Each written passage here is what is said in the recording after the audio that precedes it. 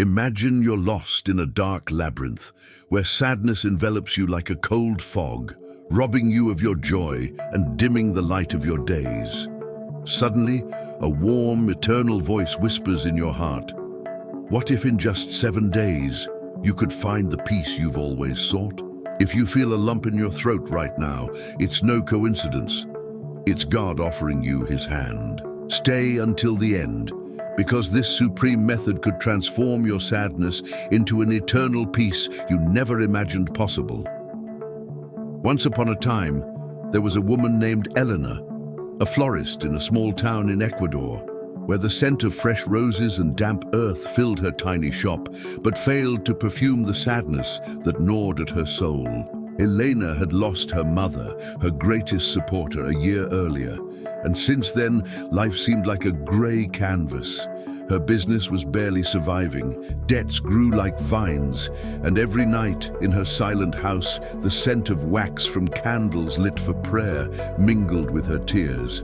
The ticking of the old clock on the wall amplified her loneliness, like an echo that repeated, "You are alone, Elena. Where is God in this emptiness?" She whispered prayers in a trembling voice. "Lord, why is my heart so heavy? When will I find peace?"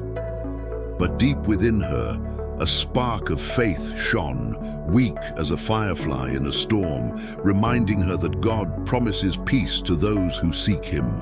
Elena didn't know it yet, but this week God would reveal to her a supreme method, not as an instant miracle, but as a 7-day path that would heal her sadness and lead her to eternal peace, if only she would follow it with an open heart.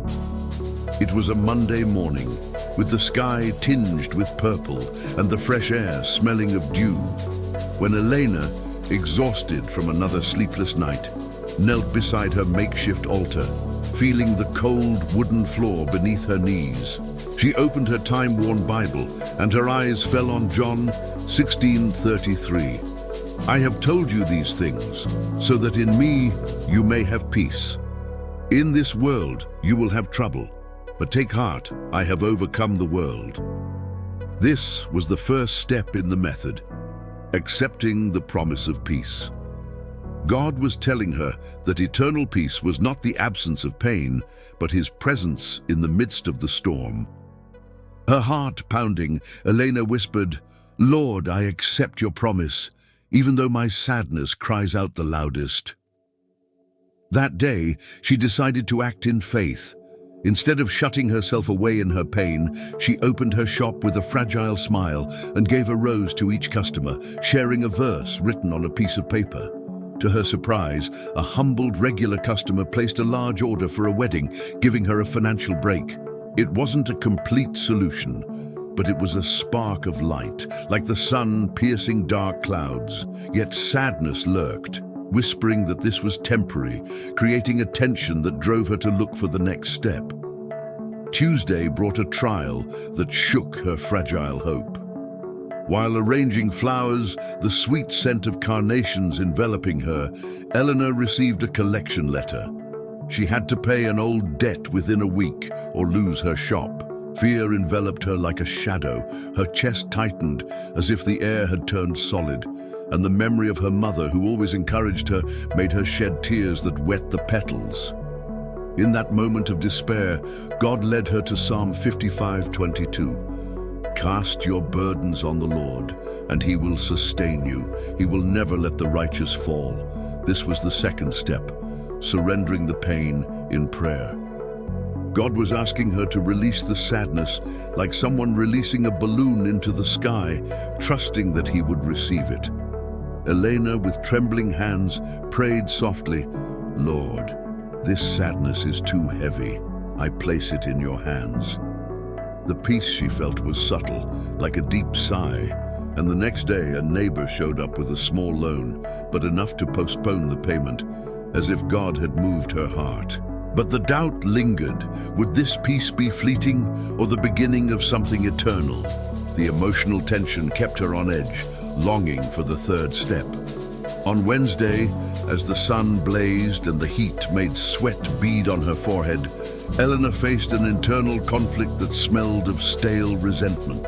A close friend, who promised to help her after her mother's death, had abandoned her, and every time she saw her face in the market, she felt a bitter knot in her stomach. God led her to Colossians 3:13. Bear with one another. If any of you has a grievance against someone, forgive each other. Forgive as the Lord forgave you, you also must forgive. This was the third step, forgiveness to free the heart. Freedom from sadness required letting go of the resentment that bound her to the past. Her heart racing, Elena wrote a note to her friend. I forgive you, because God has forgiven me. As she handed it over, she felt as if a lock had been unlocked in her soul, making room for a peace that flowed like a calm river. The turning point came when her friend, touched by the gesture, apologized and offered to help her with the store, bringing in new customers. But it wasn't all easy. The sadness tried to return, like waves crashing against the shore, asking her if this forgiveness would be enough to heal her completely. Thursday brought an unexpected turn. While cutting stalks, the scent of fresh sap filling her workshop, Elena heard rumors that her business was in trouble, spread by an envious competitor. Anger and sadness mingled, like a poison burning inside, and the once comforting scent of flowers now seemed to mock her fragility. God led her to Psalm 119:105. Your word is a lamp to my feet and a light on my path. This was the fourth step, illuminating the mind with his word. Eternal peace came from filling the heart with biblical truths that dispel the shadows of sadness. Elena began memorizing verses of hope, repeating them like a mantra as she worked. And that night, she read Bible stories to her daughter that made them laugh together, a sound that hadn't filled their house in months. The surprise came the next day. An influential client, upon hearing her story, shared her business on social media, attracting a wave of orders. But the tension remained. Could this light withstand the storms that still lurked? On Friday, as the sky filled with gray clouds and the smell of impending rain permeated the air, Elena faced a bigger trial. Her daughter, who had sensed her sadness, asked with wide eyes, "Mom, why are you so sad? Is it my fault?" Elena's heart broke, and the weight of guilt crushed her like a rock. God guided her to James 1:2-3. Consider it pure joy, my brothers, whenever you face trials of various kinds, for you know that the testing of your faith produces perseverance.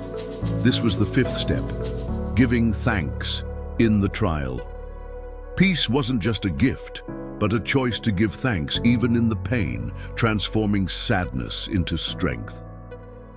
Elena hugged her daughter, thanking her for her love, and prayed, "Thank you, Lord, for this trial that brings me closer to you." The transformation was miraculous. Her daughter smiled, and the next day a local foundation offered help with debt relief, as if God had aligned events. But the mystery of how gratitude conquered sadness kept her thinking, as if God had entrusted her with a sacred secret. On Saturday, as the sun shone and the scent of fresh flowers filled her shop, Elena reflected on how these 5 steps intertwined like petals on a perfect rose. Acceptance led her to prayer, forgiveness opened her heart, the word illuminated her mind, and gratitude transformed her pain. But a final test came. A customer cancelled a large order, threatening her stability. Sadness tried to return, like a cold wind that sneaks through the cracks. But Elena applied the steps. She accepted, prayed, forgave, filled herself with the word, and gave thanks. The result was astonishing. Another customer duplicated her order, and the community rallied around her business, creating a movement of love that resonated like a divine echo. Inspired by true stories like that of Corrie ten Boom, who found peace in forgiveness after the war, Elena shared her testimony in church, where a parishioner commented, "Your story gave me the strength to continue." The tension of the trials never completely disappeared, but each step strengthened his peace, like roots sinking deeper into fertile soil. And so, in 7 days, Elena went from overwhelming sadness to eternal peace, proving that God's method is not a dream, but a living path to overcome today. Isn't it amazing how 5 simple steps can heal a broken heart? If this story has touched your soul, it's because God offers you the same peace. Are you ready to accept, pray, forgive, be enlightened, and give thanks this week? Have you felt a sadness that seems unbeatable? If it has moved you, it's because this video needed to reach you. Share in the comments. I choose God's peace. And if you feel the fire of hope, subscribe to the channel now. But only if you have the courage to live this eternal peace. God bless you, and remember, your peace begins today.